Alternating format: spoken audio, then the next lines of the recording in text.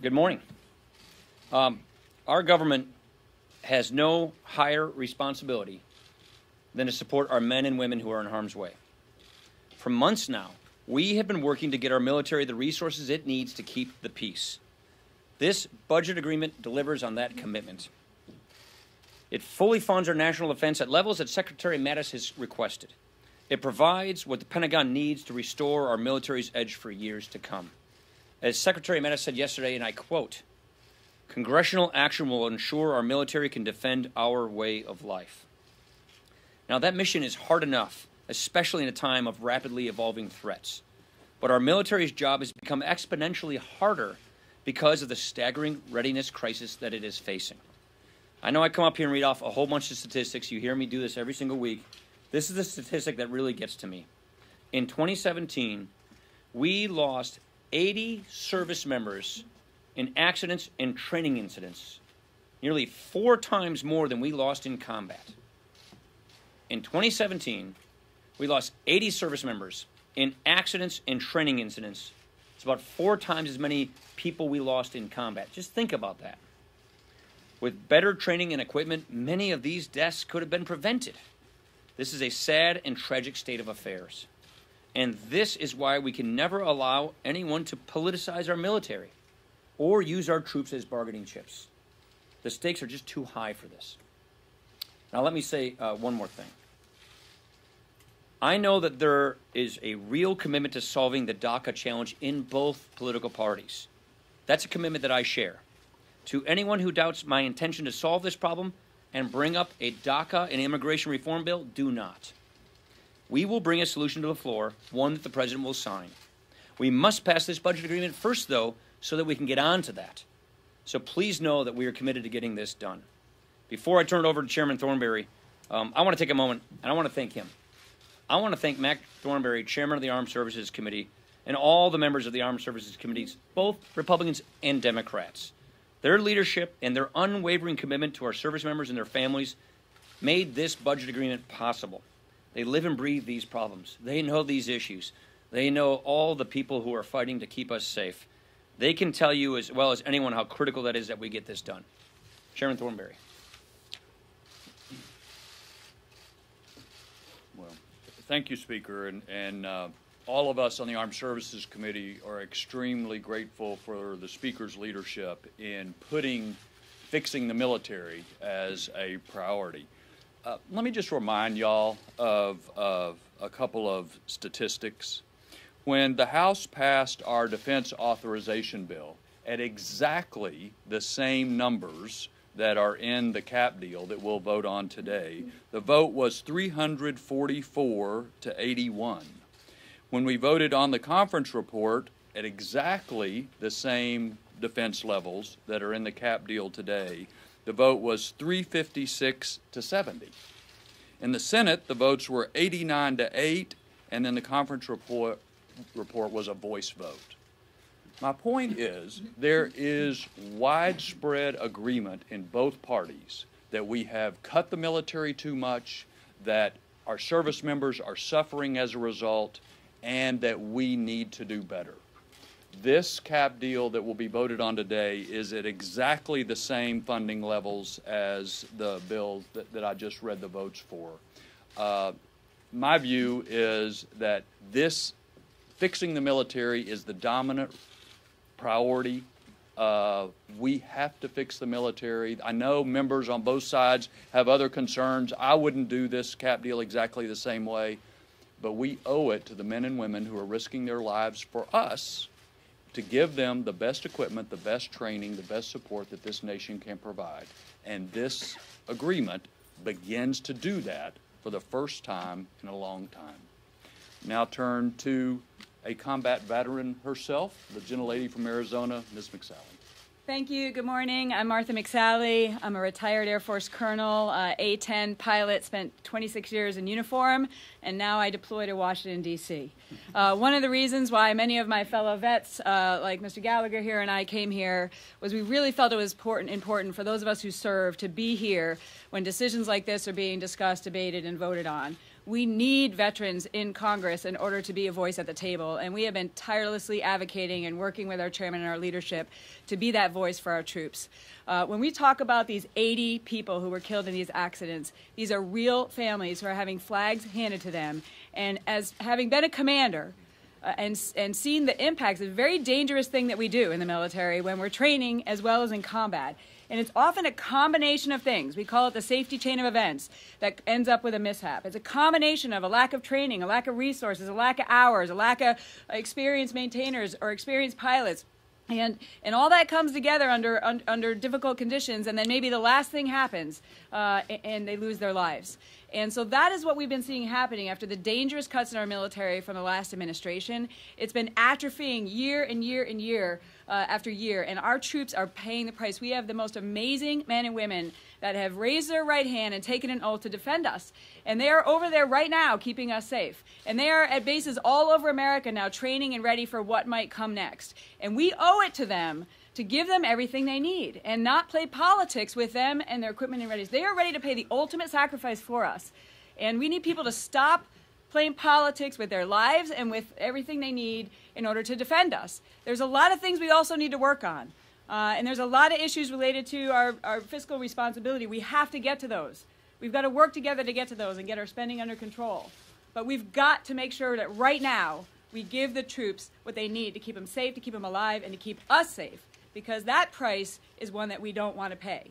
So I'm glad that we finally were able to get to a place working with our chairman, our leadership here, Secretary Mattis, and a commander-in-chief who has the commitment to make sure our troops are supported and are trained and ready in order to do their job and their mission. And we have got to get these resources to them right now and stop playing politics with what they need. Thank you. Liz Cheney. Thank you very much.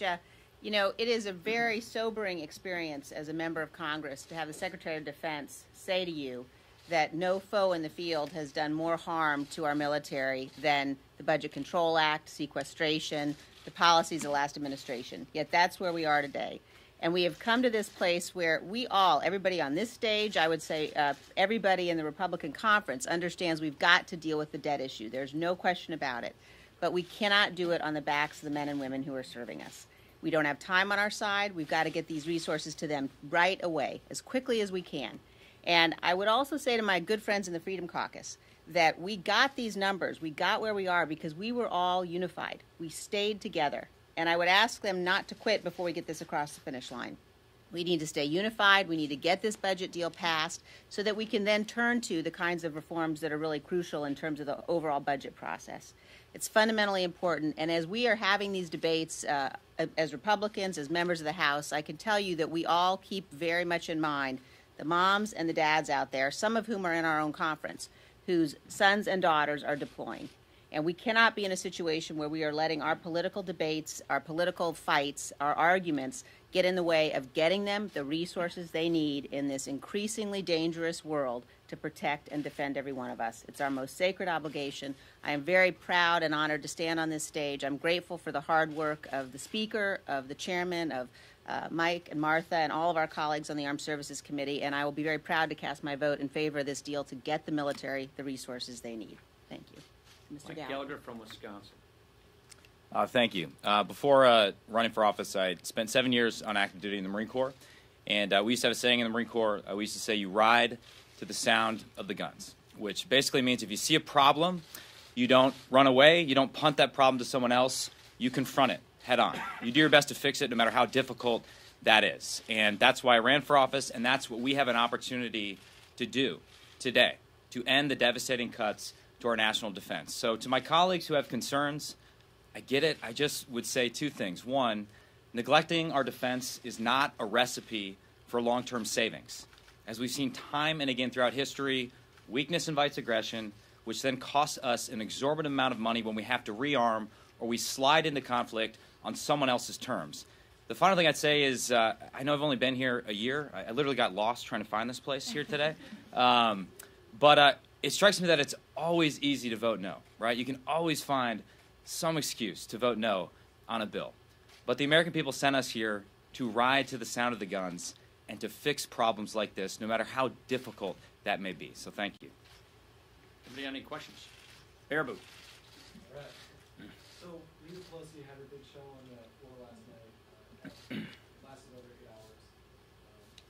Why are you insisting on this being a bill that the president will sign? Mitch McConnell says any bill that gets 60 is Look, first of all, my hat's off to her.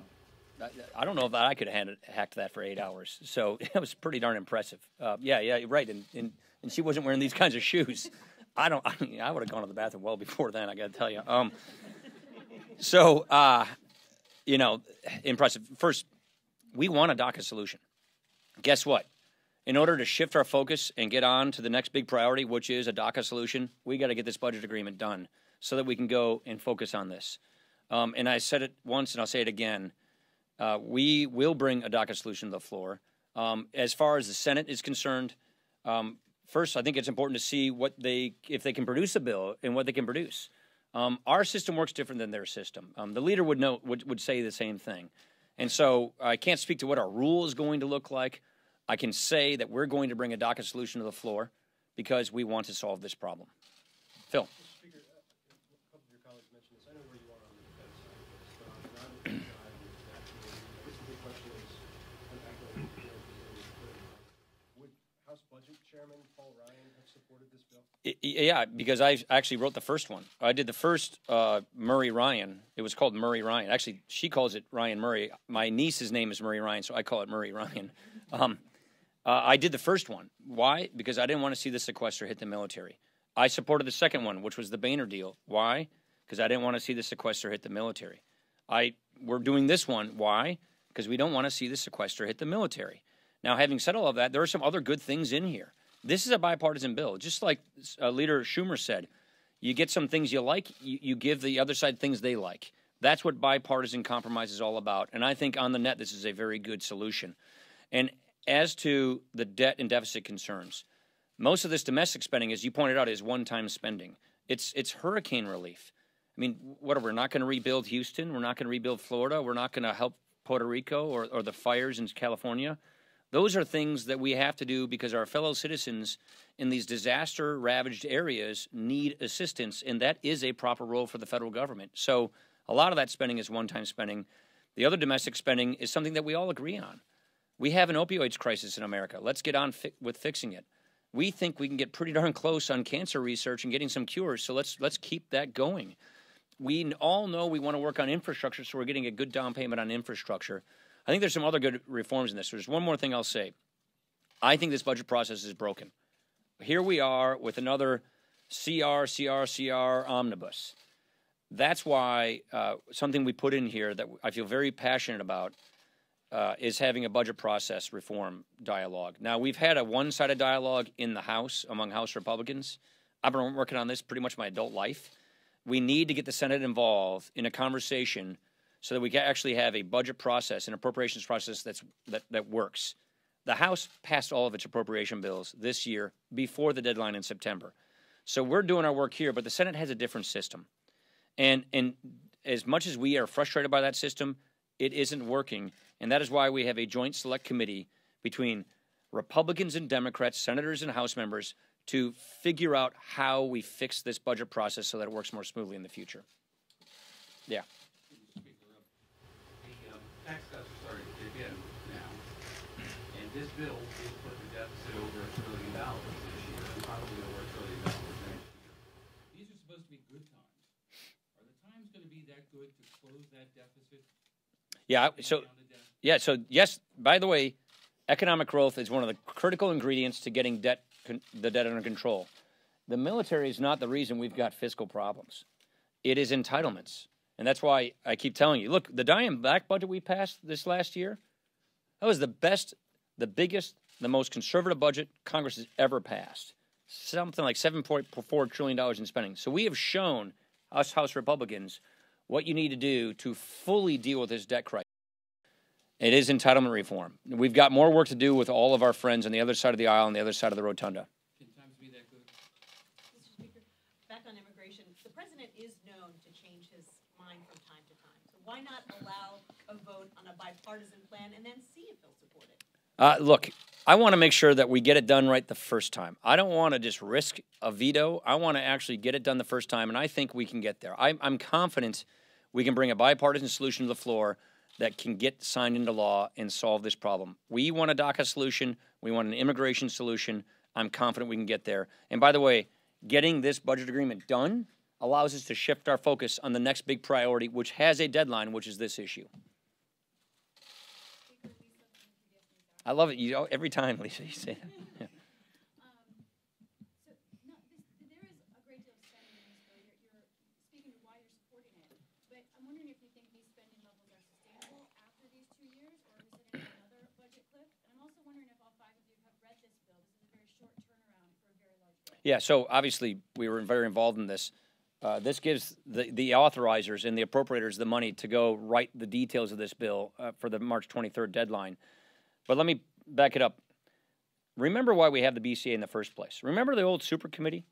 Remember when President Obama said, we'll set up this super committee to go do entitlement reform, and if that doesn't work, then this thing kicks in? That's what happened.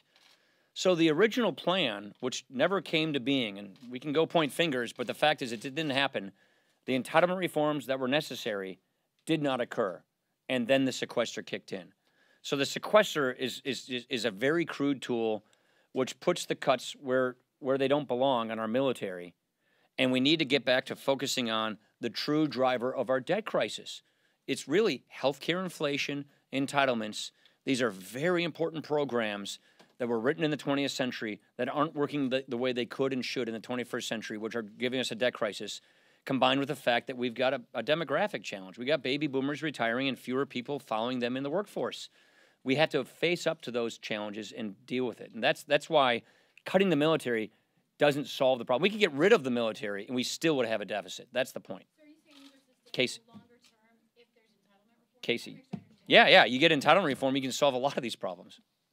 Mr. Speaker, on immigration, there's been a lot of speculation about your own personal future here. This is an issue that has bedeviled Republicans.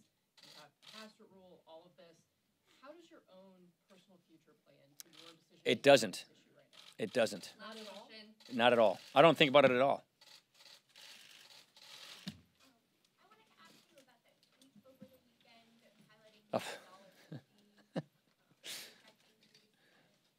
You know what I know? The average family of 4 in America is getting a $2,000 tax cut. You know what I know? We've got billions of dollars that are going into bonuses. Jana and I were working the concession stand at St. John Vianney last weekend, and a friend of mine from our parish working at Home Depot came up and said, thank you very much for this raise. This is putting real money in my pocket. That's what I know. Thank you very much.